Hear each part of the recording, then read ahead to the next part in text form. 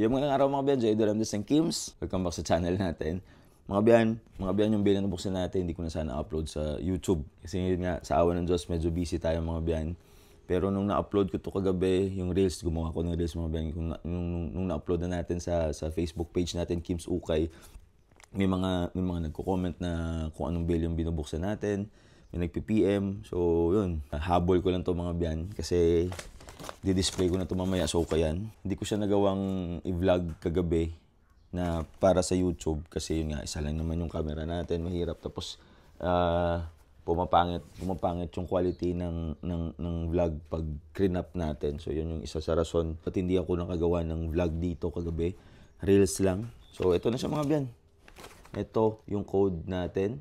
From Aguila to mga biyan, kung updated kayo sa or kung naka-follow po kayo sa Facebook page natin mga biyan, ito rin yung code at saka kulay ng hoodie na binuksan natin na marami tayong nakuha branded. Same code to mga biyan, I mean same company, Aguila. Kita nyo nakatali mga biyan. So yun, ilang bales na ba? Marami na tayong bail na nakuha sa Aguila. Hindi to bago sa bodega mga biyan.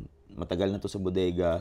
Pero minsan lang siya dumating kasi yun nga, paiba-ibang company yung dumadating sa bodega. Pero dito, solid yung naman mga biyan. Mga bago yung naman ng Aguila mga biyan. Nakita nyo na rin naman sa hoodie. Solid yung naman ng hoodie na yun mga biyan. 6 na bail yung kinuha natin, 4 yung binuksan natin. 4 na bail yung kinuha natin sa hoodie, 4 na bail yung binuksan. At saka yun nga, dinisplay ko sa Ukayan. Yung dalawa, ni-live ko ata. Basta, konti na lang. Imagine, konti na lang yung natira sa Ukayan, mga 10 na lang siguro from 400 pieces. So yun, binenta ko, tinry kong siyang i-resell yung bail na Aguila na hoodie. Pero 2 lang yung nabenta ko kasi hinold ko na yung 4. Kasi solid yung laman. Ito na, wag na natin patagalin pa mga biyan kasi what time na ba? Pupunta pa ako ng Ukayan, marami pa akong ayusin. Habol ko lang to para mapakita sa inyo. Ito na yung mga best finds natin, yung kuha natin dito sa bail, mga biyan 10,800. Feedback natin, solid sa quality, panalo mga biyan. Parang bago yung mga damit, konti lang yung promotional shirt. Diskarte mo na lang kung paano mo siya mamamarket mga biyan. Pero ito yung mga nakuha natin. Ito yung mga itatry natin na ibenta 100 to 200 mga biyan. Solid ang bail. Ihang ko pa to, habol ko pa to mga biyan na mas ma-arrange. Yan o. Solid mga biyan ng bail. Mabuti na lang, may nakuha pa tayong mga solid na printed shirt. Kasi, kung sa quality lang, goods na. Sabi ko kay partner, mga bago yung damit. Pero, konti lang nakuha nating Nike, Adidas. So, printed na mga graphic tee. Marami tayo nakuha mga biyan. Ito, pakita ko lang sa inyo. So, kayo nang humusga kung sa tingin nyo okay ba. Para sa amin, goods na to mga biyan. Kasi yun nga, maganda yung quality ng damit. Maganda pa yung mga print. So, yun nga sabi ko, diskarte mo na lang taga kung paano mo siya mapapaubos. Sa amin, diskarte namin dito, sinuperit ko na yung pwede kong ibenta ng 150 o 100 to 180. Tapos yung the rest, diretso bagsak presyo. Ito, ibenta na natin 50 pesos pero solid yung quality na ito. Yung white printed t-shirt ata, na nabuksan natin, dream din yun. Hindi ko lang na-vlog. Peloton yan, no? Marami na tayong nakuha ang dream. Dream. Marami tayong nakuha ang Aguila na bail mga biyan. Nakatali siya. May fold nga eh. May nakalagay talaga na fold sa sa label. Tingnan nyo. Fold. Basta sa pagkakaalala ko, yung red, parang class A siya pero mas mura siya compare sa blue. Parang yun nga, kung iisipin, parang class B to. Pero yung nakalagay talaga sa bodega, class A red label. Yung isa premium, class A premium blue label siya.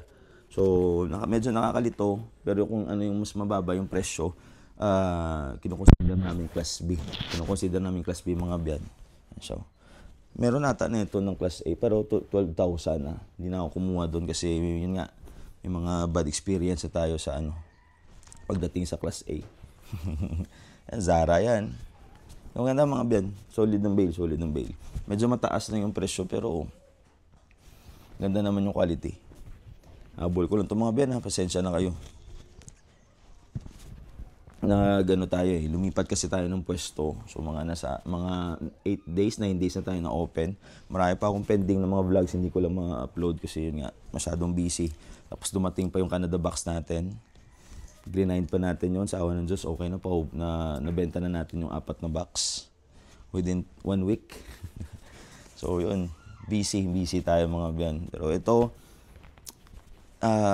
yung mga ino-open ko ngayon mga biyan, isa sa rason ko bakit na nag-focus kami sa Ukayan. Kasi parang umiba yung trend ng live selling.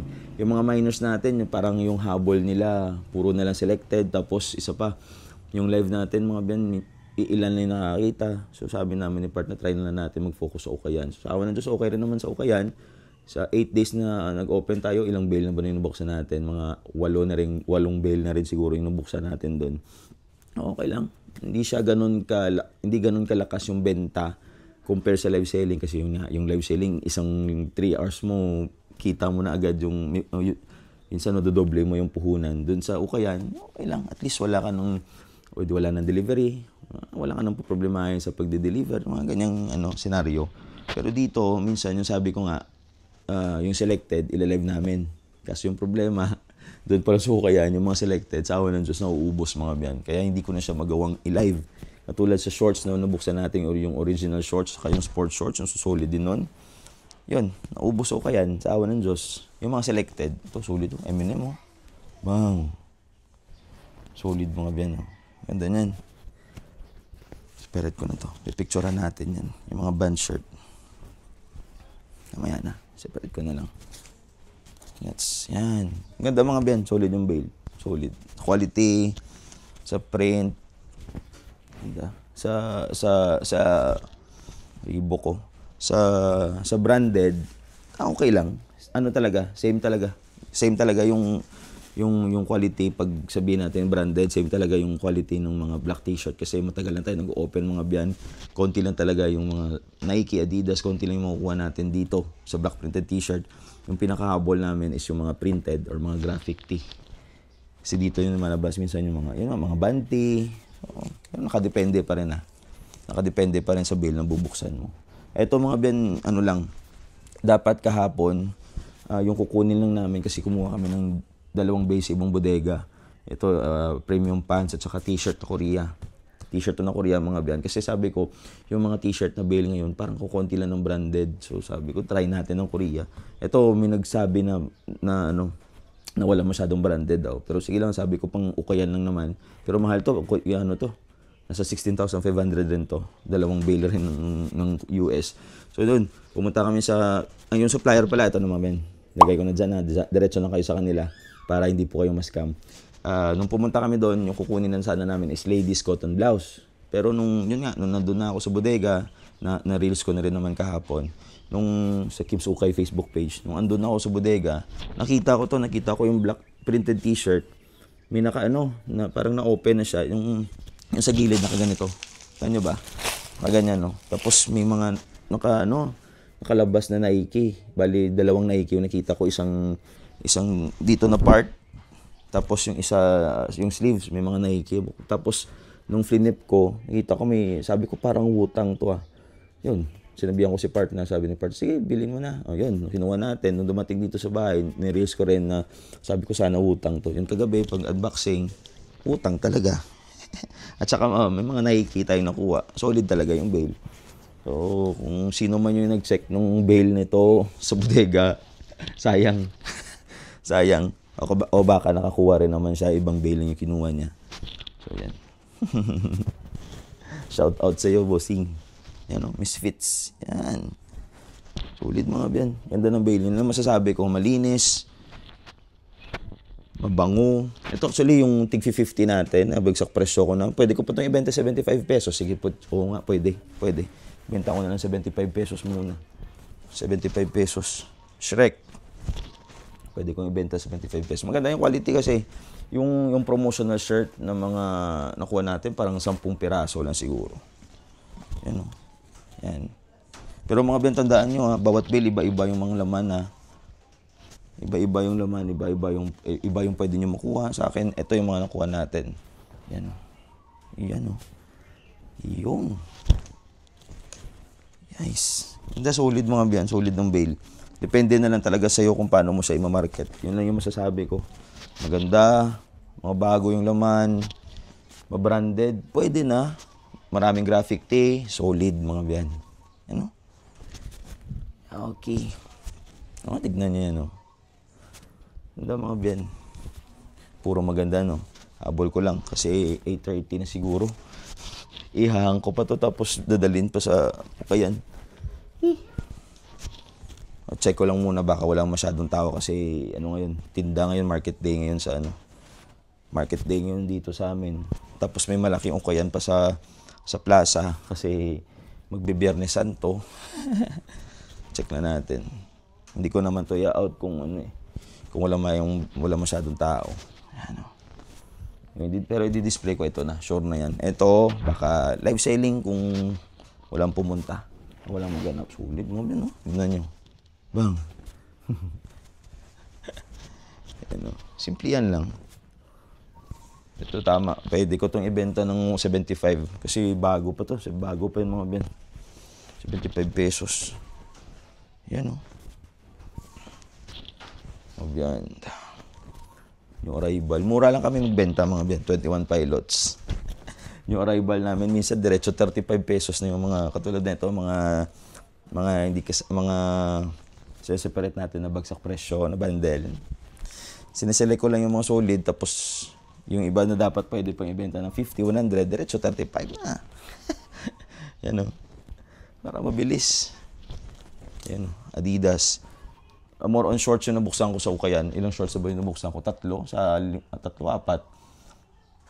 o 4 na shorts na sa within 8 days 3 o 4 na shorts na yung nabuksan natin kasi maganda yung shorts ng mga nakukuha natin. Sa t-shirt, hindi ako masyadong umu-open ng t-shirt. Kasi yun nga, hindi maganda.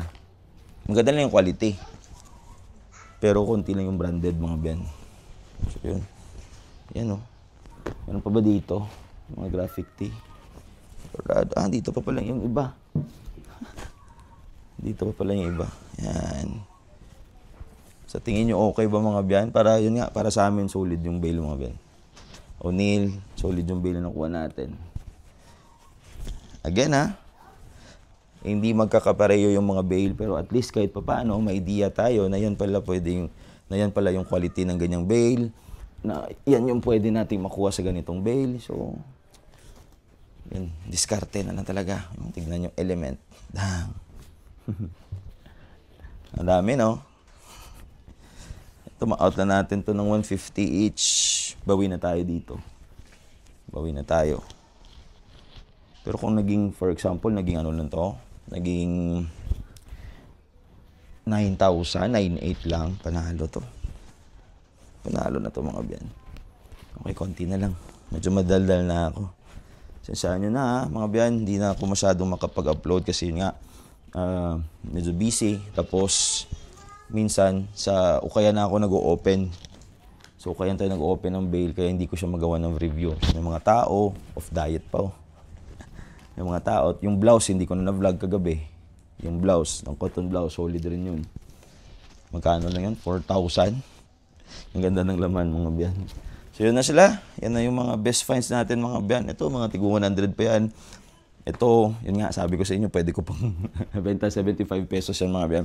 Again, from Aguila siya mga biyan. Sana ba yun? 10,800. Sa inyo, okay ba? Peace.